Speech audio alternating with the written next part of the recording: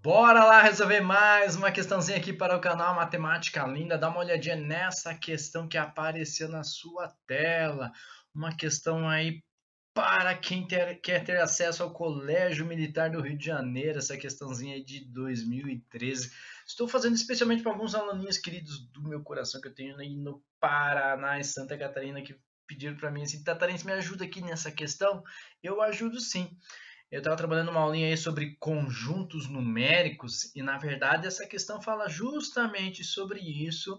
E a dúvida maior que surgiu aí foi justamente em relação à questão de a alternativa B. A gente vai discutir isso aí com calma, beleza? Antes, deixa eu te fazer um convite, dar um alerta, fazer um pedido, sei lá. Não esquece de se inscrever no canal. Faça sua inscrição, deixe o sininho ativado para receber notificações de primeira mão de vídeos como esse aqui, ó. Tem questões de concursos militares, tem questões de vestibulares, Enem, tem outros concursos públicos, tem raciocínio lógico matemático, tem aulas, tem lives. Inclusive, esta questão aqui vai virar uma aula, né? Uma aula introdutória aí a conjuntos numéricos. Quer ver? Vamos lá.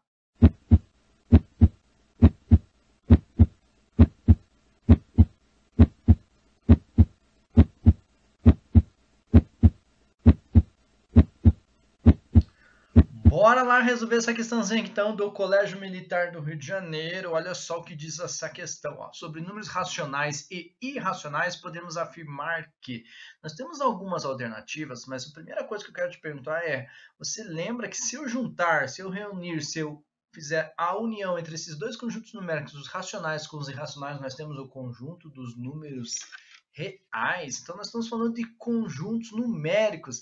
Eu trouxe um diagrama aqui para ver se você consegue lembrar disso aqui, ó. O que significam esses diagramas aí? O que significa esse tal de N, esse tal de Z, esse tal de Q, esse tal de I e esse tal de R? Nós estamos fazendo uma representação por meio de diagramas justamente de conjuntos numéricos. Antes de resolver essa questão, eu quero passear por algumas situações aí para a gente discutir algumas coisas. Quer ver? Ó? Então, a primeira coisa que eu vou falar é desse diagrama verde aqui, ó, conjunto dos números naturais. Então, os números naturais, na verdade, quando a gente fala em conjuntos numéricos, né, desde os princípios dos tempos, assim, houve necessidade, né, de fazer associações a quantidades e depois haver comunicações, controle de dados e os números foram criados ou surgiram aí na história da humanidade justamente para nos ajudar. E de acordo com as suas características, nós conseguimos separar e fazer agrupamentos diferentes, que são os conjuntos numéricos. Então, por exemplo, conjuntos de números naturais são os que permitem a gente fazer contagem mesmo, né? Elementos de um conjunto. E geralmente a representação, a notação aí é este N maiúsculo, que eu coloquei alguns aí para você, ó. Então, os naturais, nós temos infinitos números naturais, né? E quando a gente fala de conjuntos de números naturais, a gente consegue determinar qual é o menor número natural, começa a partir do zero. E na matemática existe uma discussão em torno do zero, mas não quero entrar nessa polêmica agora. Então, seria 0, 1, 2, 3, 4, 5, 6, 7, 8, 9, 10, 11, 12 e assim por diante. Veja que eu coloquei aqui uma reta numérica para você. E aí, quando a gente tem representações de conjuntos numéricos, eu consigo representar por meio de uma reta numérica. Então, se eu coloco aqui uma reta numérica e represento, né, como uma reta onde nós vamos distribuir os elementos dos números naturais, eu consigo determinar que nós vamos ter um início aqui, ó, justamente no zero. E para a direita, né, é convencionado que aparece os seus números, os seus sucessivos. Então, seria o 1, o 2, o 3 e assim por diante. Então, a representação dos números naturais numa reta numérica seriam pontos, né? Seriam pontos, ok?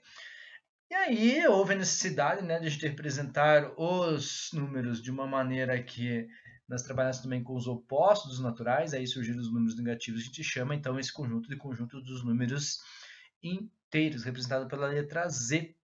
Tá? E aqui, se eu colocasse também, se eu associasse aos números naturais, nós estamos ali então 0, 1, 2, 3, 4, 5 e assim por diante, e seus opostos, ó, menos 1, menos 2, menos 3, menos 4, menos 5.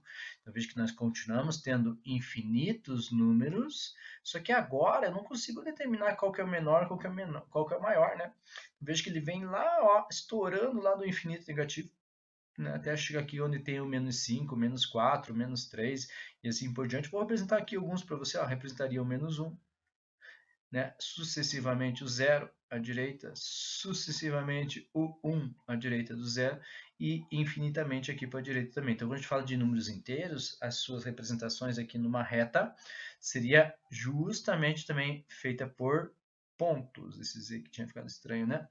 Beleza? E aí também, por meio de necessidades, né, surgiram ou perceberam que haveria necessidade de representar, né, esses números aí de uma maneira particionada, de uma maneira aí dividida, de uma maneira assim que eu pudesse, né, dividir em partes iguais ou não. E aqui nós estamos falando de divisão em partes iguais, sim. Então, os números racionais são os números que podem ser escritos na forma de fração, representação aí pela letra Q.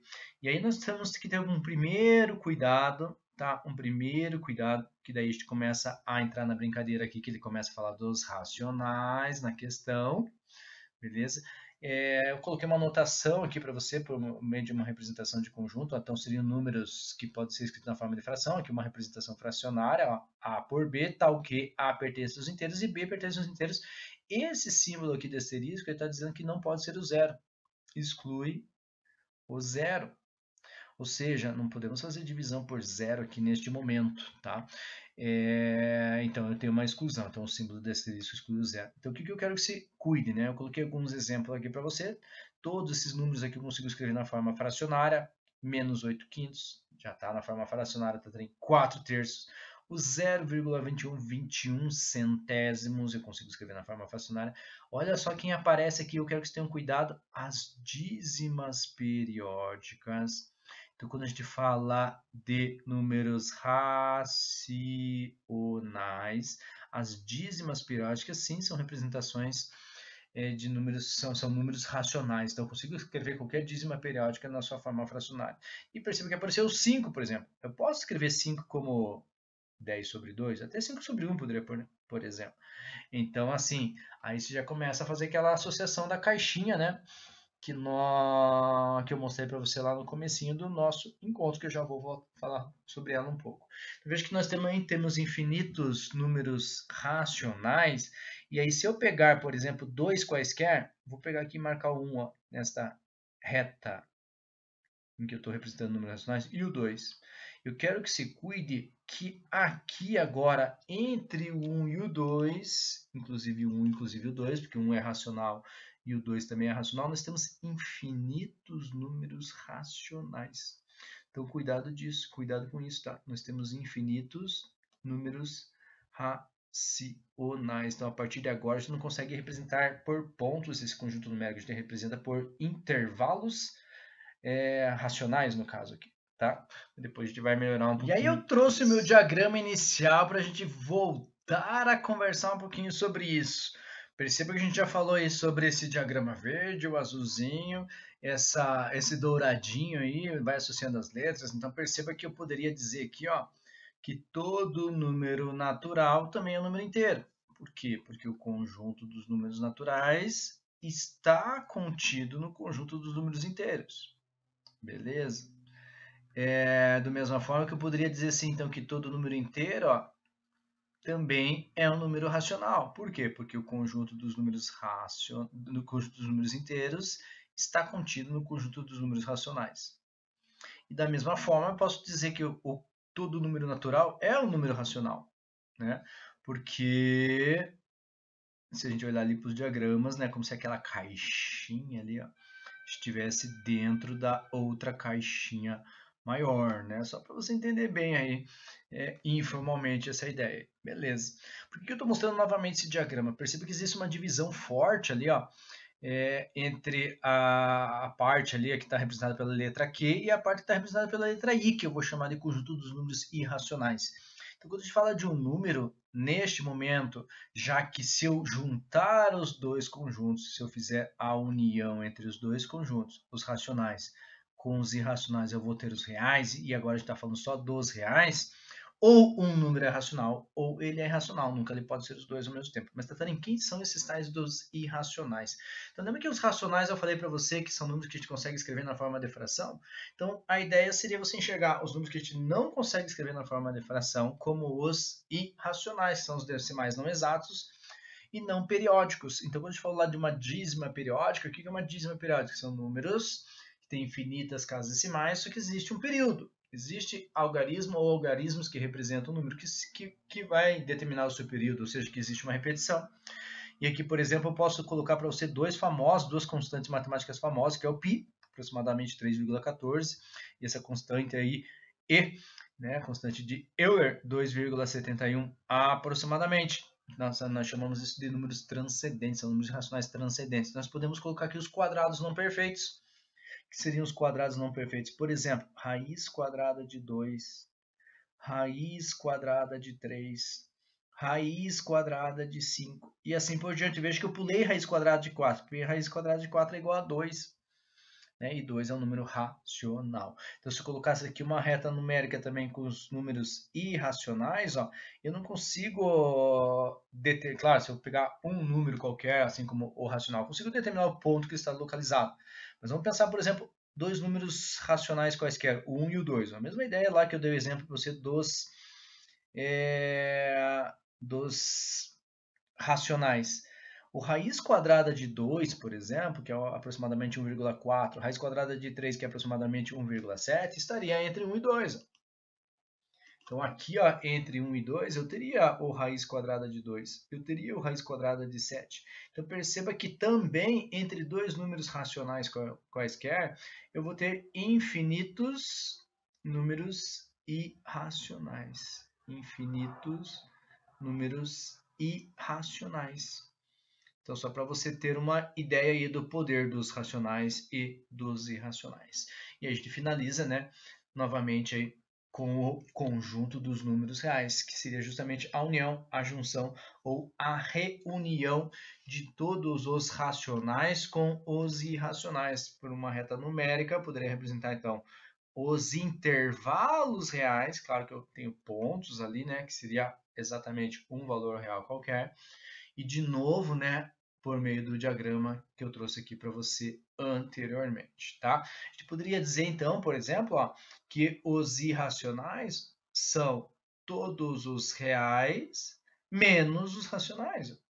Então nós temos algumas maneiras, né, de a gente representar. Eu poderia dizer então, por exemplo, que os racionais são os reais menos os irracionais, né? Já que eu escrevi para você que os racionais, se eu juntar, se eu fizer a união com os irracionais, nós teremos o conjunto dos números reais, ok?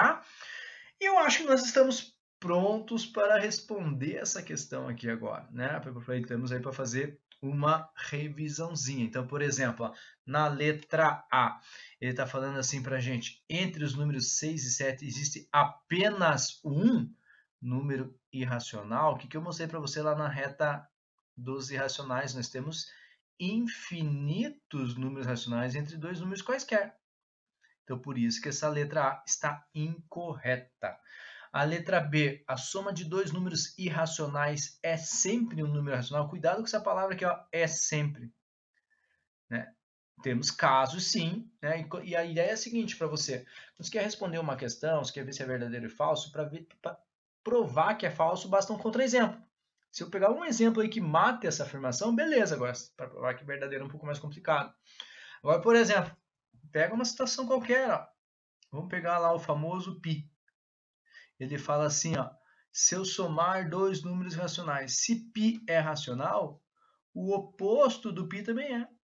Então, se eu somo dois números racionais opostos, o resultado vai dar zero. Ó, e zero é um número racional. Ele é natural, ele é inteiro e, portanto, ele é racional. Então, matamos a letra B também. Toda dízima periódica é um número irracional? Não, né? Toda dízima periódica é um número racional, porque eu consigo escrever lá na forma de fração. Letra D, o número grego π igual a 3,1415,9 é um número racional? Não! Π é irracional.